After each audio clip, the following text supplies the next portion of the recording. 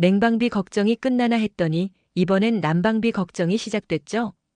여름엔 에어컨 때문에 전기세 걱정, 겨울엔 보일러 때문에 가스비 걱정. 정말 1년 내내 고지서랑 전쟁입니다. 작년 겨울 기억나세요? 가스비 고지서 보고 눈이 휘둥그레지신 분들 많으셨을 겁니다. 한 달에 20만 원, 30만 원씩 나온 집도 있었어요. 난방비가 월세보다 비싼 경우도 있었죠. 그런데 말이죠. 오늘 제가 알려드리는 방법대로만 하시면 난방비를 절반으로 줄일 수 있습니다. 제가 보일러 기사님한테 직접 물어본 내용, 그리고 제가 살면서 터득한 노하우를 전부 공개합니다. 보일러 버튼 몇 개만 바꾸면 됩니다. 어렵지 않아요. 마트 장 보러 가는 것보다 쉽습니다. 지금부터 하나하나 천천히 설명드릴 테니까 메모하시면서 들으세요. 영상 끝나고 바로 실천하실 수 있도록 아주 쉽게 알려드리겠습니다. 그럼 시작하겠습니다. 자, 제일 먼저 보일러 온도부터 확인하겠습니다. 지금 일어나셔서 보일러 앞으로 가보세요. 영상 잠깐 멈추셔도 됩니다. 보일러 화면 보시면 숫자가 표시되어 있을 겁니다. 혹시 75도? 80도? 이렇게 높게 되어 있으신가요? 아니면 제일 높은 온도로 맞춰 놓으신 분도 계실 겁니다. 따뜻하게 하려고 높게 해 놓으신 거 맞죠? 그런데 이게 바로 돈 새는 주범입니다. 보일러 기사님이 그러시더라고요. 대부분의 가정이 온도를 너무 높게 설정해 놓는다고요. 전문가들이 권장하는 난방수 온도는 60도에서 65도입니다. 이게 뭐냐면요. 보일러 안에서 도는 물의 온도입니다. 방 안 온도가 아니에요. 많은 분들이 이걸 헷갈려 하시는데 난방수 온도를 낮춰도 방 안은 똑같이 따뜻합니다. 왜 그러냐면요. 보일러는 설정한 실내 온도에 도달할 때까지 계속 작동하거든요. 단지 물이 조금 덜 뜨겁게 돌아갈 뿐이에요. 실제로 난방수 온도를 75도에서 65도로 10도만 낮춰도 가스 사용량이 15%에서 20% 줄어듭니다. 한 달에 15만 원 나오던 난방비가 12만 원으로 줄어드는 겁니다. 3만 원 절약이에요. 1년이면 36만 원입니다. 작은 돈 아니죠? 그럼 지금 바로 바꿔볼까요? 보일러 앞으로 가셔서 난방 버튼 누르세요. 또는 설정 버튼이라고 되어 있을 수도 있어요. 그럼 온도가 나올 겁니다. 위아래 화살표나 플러스 마이너스 버튼으로 온도를 조절하세요. 60도에서 65도 사이로 맞추시면 됩니다. 저는 개인적으로 63도 정도가 딱 좋더라고요. 여러분도 한번 해보세요. 그리고 온수 온도도 확인해야 합니다. 샤워할 때 쓰는 뜨거운 물 말이에요. 이것도 온도 설정이 있습니다. 온수 버튼 누르시면 온도가 나올 거예요. 혹시 60도, 70도로 되어 있으신가요? 이것도 너무 높습니다. 50도면 충분합니다. 샤워하기에 딱 좋은 온도예요. 많은 분들이 온수를 뜨겁게 설정해 놓고 찬물 섞어서 쓰시는데 그건 돈 버리는 겁니다. 뜨거운 물 만들어 놓고 찬물 타서 식히는 거잖아요. 말이 됩니까? 온수 온도도 50도로 낮추세요. 저는 이것만 바꿔도 한 달에 가스비가 2만 원 정도 줄었습니다. 여러분도 꼭 해보세요. 5분이면 끝나는 일입니다. 두 번째, 콘덴싱 보일러를 제대로 쓰는 법입니다. 요즘 지은 아파트나 빌라, 새주택은 거의 다 콘덴싱 보일러 쓰시죠? 에너지 효율 1등급이라고 스티커 붙어 있는 그 보일러 말입니다. 이게 일반 보일러보다 가스비가 30% 정도 덜 나온다고 해서 다들 바꾸셨을 거예요. 그런데 말이죠. 이 좋은 보일러를 잘못 쓰시면 일반 보일러보다 오히려 더 비쌉니다. 보일러 기사님이 그러시더라고요. 콘덴싱 보일러는 특별한 사용법이 있다고요. 콘덴싱 보일러는 배기가스 속에 있는 수증기를 물로 만들어서 그 열을 다시 이용합니다. 그래서 효율이 좋은 건데요. 이 기능이 제대로 작동하려면 조건이 있어요. 되돌아오는 물의 온도가 55도 이하여야 합니다. 무슨 말이냐면요. 보일러에서 나간 물이 방을 돌고 다시 보일러로 돌아올 때 온도가 55도 이하여야 한다는 겁니다. 그래야 콘덴싱 기능이 작동해서 에너지를 아낄 수 있어요. 그런데 난방수 온도를 너무 높게 하면 어떻게 될까요? 되돌아오는 물도 뜨겁습니다. 60도, 65도 이렇게 되면 콘덴싱 기능이 작동을 안 해요. 그냥 일반 보일러랑 똑같이 되는 겁니다. 비싼 돈 주고 바꿔놓고 제 기능을 못 쓰는 거죠. 그래서 콘덴싱 보일러는 저온에서 오래 돌리는 게 핵심입니다. 난방수 온도는 60도에서 65도, 온수는 50도, 실내 온도는 20도에서 22도로 맞추세요. 확 뜨겁게 데우는 게 아니라 은은하게 계속 돌리는 겁니다. 보일러가 계속 돌아가면 가스비 더 나오는 거 아니에요?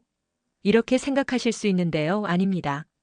보일러는 시동 걸 때 가스를 제일 많이 먹습니다.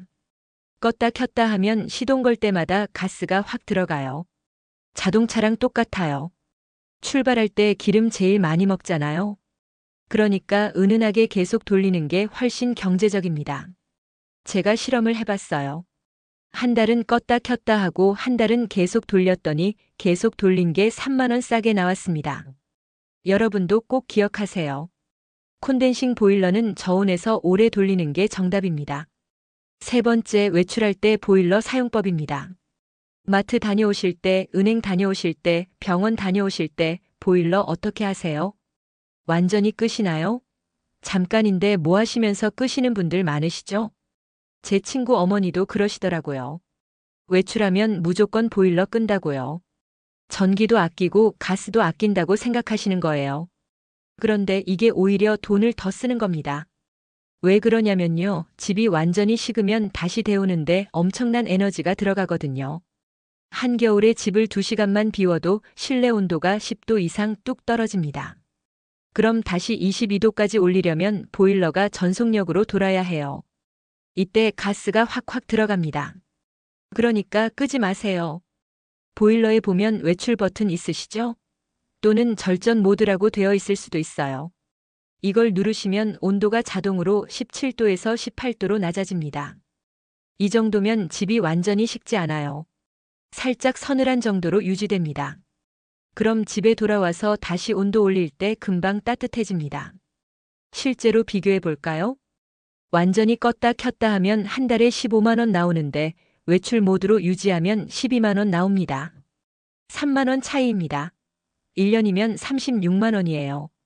그럼 언제 꺼야 하냐고요? 여행 갈 때요. 2박 3일 이상 집을 비울 때는 끄셔야 합니다. 그리고 한겨울이 아닌 초겨울이나 봄에 잠깐 외출하실 때는 꺼도 괜찮아요. 하지만 한겨울, 영하로 떨어지는 날씨에는 절대 끄지 마세요. 동파될 수도 있습니다. 배관이 얼어서 터지면 수리비가 몇백만 원 나와요. 외출은 2~3시간 정도만 해도 외출 모드 쓰시는 게 좋습니다. 저는 요즘 외출 모드만 쓰는데요. 정말 가스비가 눈에 띄게 줄었어요. 여러분도 꼭 해보세요. 네 번째, 보일러 점검입니다. 에이, 그거 돈 들어가는데 굳이 해야 하나? 하실 수 있는데요. 꼭 하셔야 합니다. 자동차 정기 검사 하시잖아요. 보일러도 똑같아요. 1년에 한 번만 점검해도 효율이 확 올라가고 고장도 예방할 수 있습니다. 먼저 여러분이 직접 확인하실 수 있는 것부터 알려드릴게요. 첫 번째, 보일러 압력입니다. 보일러 화면에 압력계 보이시죠? 동그란 게이지에 바늘이 있거나 숫자로 표시되어 있을 거예요. 정상 범위는 1에서 1.5바입니다. 이 사이에 있으면 정상이에요. 만약 1m로 떨어져 있다면 물을 보충해야 합니다. 보일러 밑에 보면 급수 밸브라는 게 있어요. 이걸 천천히 돌려서 압력을 올리시면 됩니다. 1.2 정도 되면 딱 좋아요. 압력이 낮으면 보일러가 헛돌아요. 가스만 먹고 난방은 제대로 안 됩니다. 반대로 1을 넘어가면 압력이 너무 높은 거예요. 이것도 좋지 않습니다. 배관에 무리가 가고 보일러 수명이 짧아져요. 압력이 너무 높으면 배관 끝에 있는 밸브를 살짝 열어서 물을 조금 빼주시면 됩니다. 그런데 이건 좀 어려우실 수 있으니까 보일러 기사님 부르시는 게 안전해요. 두 번째, 필터 청소입니다. 보일러 밑에 보면 작은 필터가 있어요. 여기에 녹물 찌꺼기가 쌓입니다. 이게 막히면 물 순환이 안 되고 효율이 뚝 떨어져요. 1년에 한 번씩은 필터를 청소해줘야 합니다. 이건 전문가한테 맡기시는 게 좋아요. 혼자 하시다가 물 새는 경우도 있거든요. 보일러 기사님 부르시면 3만 원에서 5만 원 정도 받으세요. 비싸지 않죠? 이것만 해도 가스비가 2~3% 절약됩니다. 세 번째, 배관 공기 빼기입니다. 방 안에 라디에이터나 온수 배관 있으시죠? 여기서 보글보글 소리 나시나요? 이건 배관 안에 공기가 찬 겁니다. 공기가 차면 물순환이 안 되고 방이 잘 안 따뜻해져요. 배관 옆에 작은 밸브가 있어요. 에어벤트 밸브라고 하는데요. 이걸 천천히 돌리세요. 그럼 휘익 소리 나면서 공기가 빠져나옵니다. 공기가 다 빠지고 물이 나오기 시작하면 바로 밸브를 닫으세요. 이거 하나만으로도 방이 확 따뜻해져요. 진짜 신기합니다. 네 번째, 보일러 주변 정리입니다. 보일러실이나 보일러 주변에 물건 쌓아두지 마세요. 공기 순환이 안 되면 보일러가 과열될 수 있어요. 그리고 보일러실 문도 겨울에는 닫아두세요. 보일러가 너무 추운 곳에 있으면 효율이 떨어집니다. 전문가 점검은 1년에 한 번 가을쯤 받으시는 게 좋아요. 겨울 들어가기 전에 미리 점검받으면 문제 생길 일도 없고 안심하고 쓸 수 있습니다. 다섯 번째, 단열입니다. 이게 진짜 중요해요. 보일러를 아무리 잘 써도 집에서 열이 새나가면 소용없습니다. 실내 열 손실의 30% 이상이 창문과 문틈으로 빠져나간다는 거 아세요? 창문 틈새부터 막으세요. 지금 창문 옆에 손 한번 대보세요. 창문 틈으로 바람 들어오시죠? 특히 오래된 집은 창문 틈이 정말 많아요.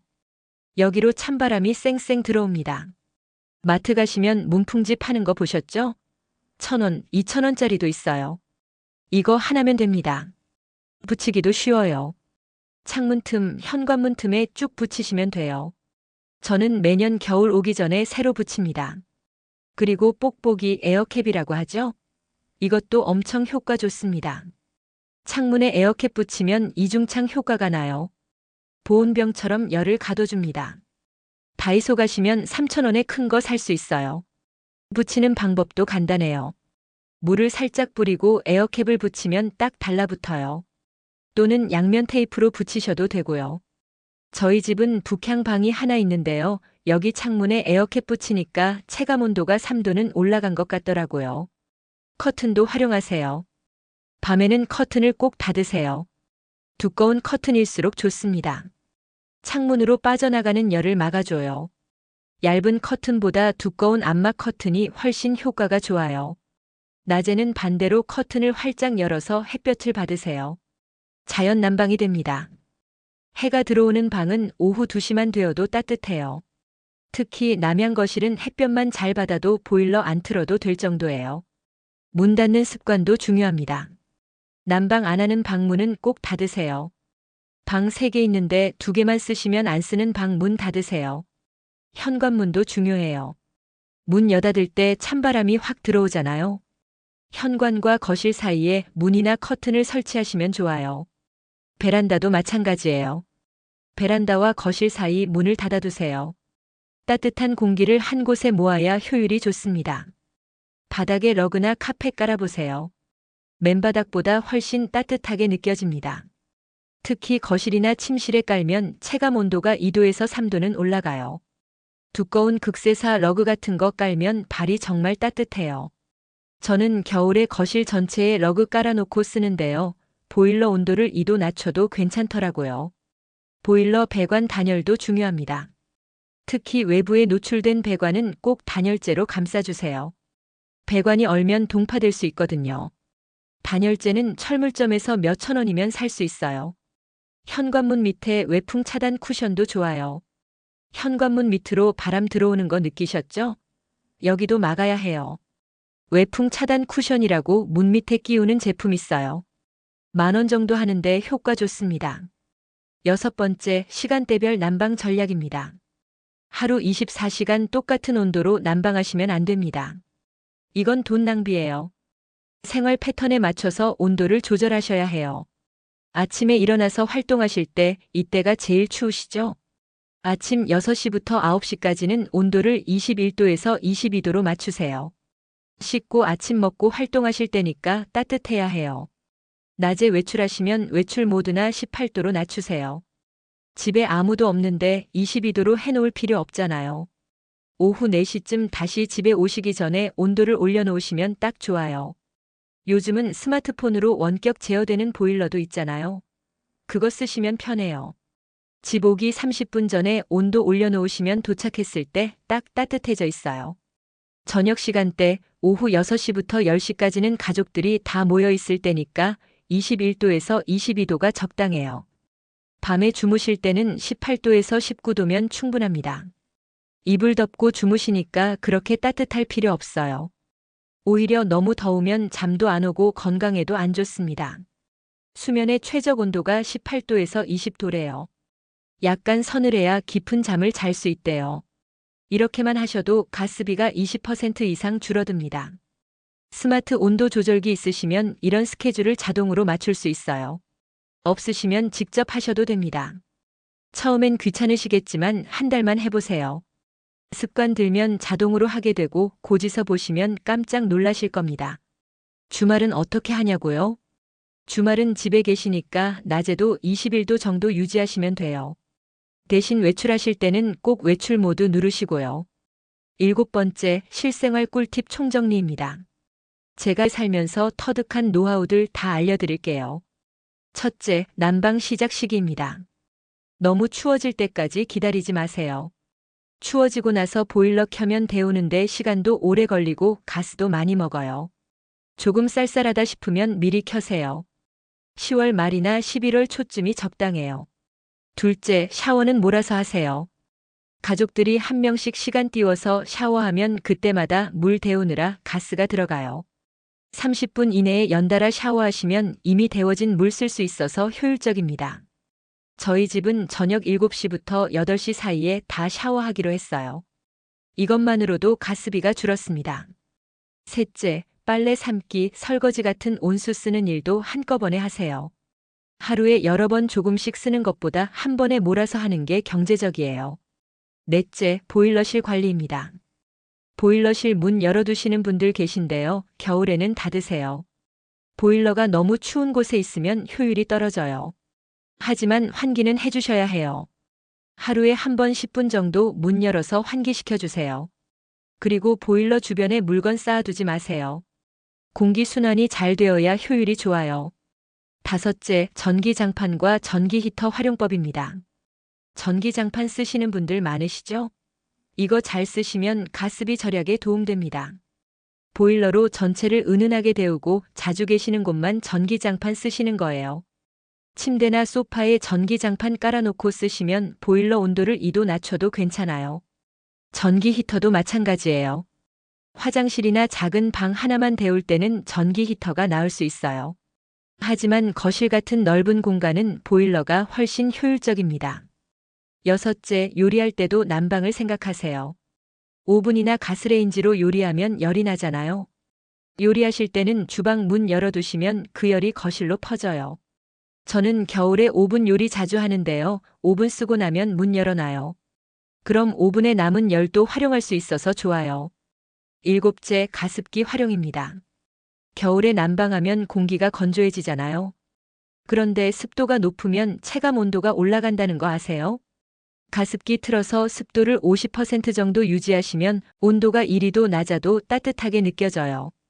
빨래 실내 건조도 좋아요. 가습 효과도 있고 전기세도 안 나가고 일석이조죠. 여덟째, 온풍기 위치 선택입니다. 온풍기나 히터 쓰실 때 어디에 놓으세요? 벽 쪽에 놓으시는 분들 많은데요. 이것보다는 방 중앙 쪽에 놓는 게 좋아요. 공기 순환이 잘 되어서 방 전체가 골고루 따뜻해져요. 아홉째, 보온병과 전기포트 활용입니다. 아침에 물 한 번 끓여서 보온병에 넣어두세요. 하루 종일 따뜻한 물 쓸 수 있어요. 그때그때 온수 틀어서 쓰는 것보다 가스 절약돼요. 저는 2리터 보온병에 아침에 물 끓여 담아놓고 하루 종일 써요. 차 마실 때도 라면 끓일 때도 이 물 쓰면 가스 안 써도 되니까 편해요. 10번째, 창문 환기 시간입니다. 환기는 꼭 하셔야 하는데요. 시간을 잘 선택하세요. 제일 따뜻한 시간대 오후 2시에서 3시 사이에 환기하세요. 한 번에 오래 하는 것보다 짧게 자주 하는 게 좋아요. 5분에서 10분만 활짝 열어놔도 충분해요.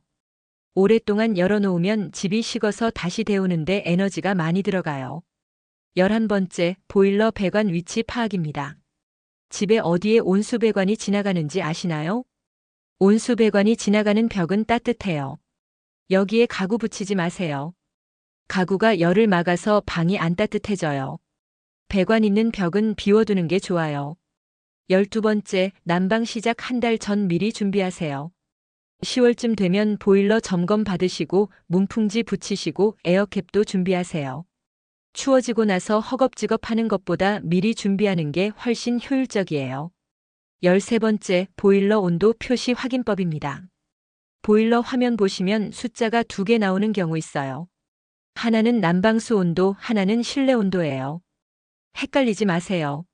난방수 온도는 60에서 65도로, 실내 온도는 20에서 22도로 맞추시면 됩니다.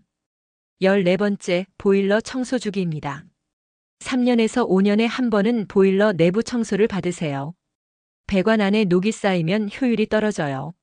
전문 업체에서 배관 세척해주는 서비스 있어요. 비용은 10만 원에서 15만 원 정도 하는데요. 이거 하고 나면 가스비가 확 줄어들어요.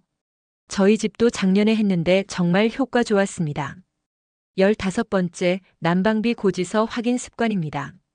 매달 고지서 보시면서 전달과 비교해 보세요. 갑자기 가스 사용량이 늘었다. 그럼 뭔가 문제가 있는 거예요. 보일러 고장일 수도 있고 배관에서 물이 새는 걸 수도 있어요. 조기에 발견하면 큰 문제 막을 수 있습니다. 8번째, 실제 사례를 들려드릴게요. 제 친구 집 이야기입니다. 작년 겨울에 한 달에 25만 원씩 난방비 나왔대요. 32평 아파트인데 25만 원이면 정말 많이 나온 거죠. 그래서 제가 오늘 말씀드린 방법들을 알려줬어요. 먼저 보일러 온도부터 확인했더니 난방수가 80도로 되어 있더래요. 이걸 65도로 낮췄어요. 온수도 65도였는데 50도로 낮췄고요. 외출할 때 보일러 끄던 습관도 고쳤어요. 외출 모드로 바꿨죠. 창문 틈에 문풍지 붙이고 에어캡도 붙였어요. 커튼도 두꺼운 걸로 바꿨고요. 그리고 시간대별로 온도 조절하기 시작했어요. 낮에 외출할 때는 18도, 저녁엔 21도, 밤엔 19도 이렇게요. 얼마나 절약됐을 것 같으세요? 다음 달 고지서 보니까 15만 원 나왔대요. 10만 원 절약한 겁니다. 똑같이 따뜻하게 지냈는데 10만 원이 줄었어요. 1년이면 120만 원입니다. 엄청난 돈이죠? 또 다른 사례 하나 더 들려드릴게요.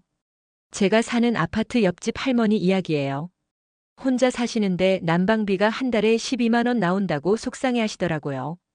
가보니까 보일러를 하루에도 몇 번씩 껐다 켰다 하시더라고요. 아까우니까 필요할 때만 켠다고요. 그런데 이게 오히려 더 비싼 거예요. 외출 모드 사용법 알려드리고 온도도 조절해드렸어요.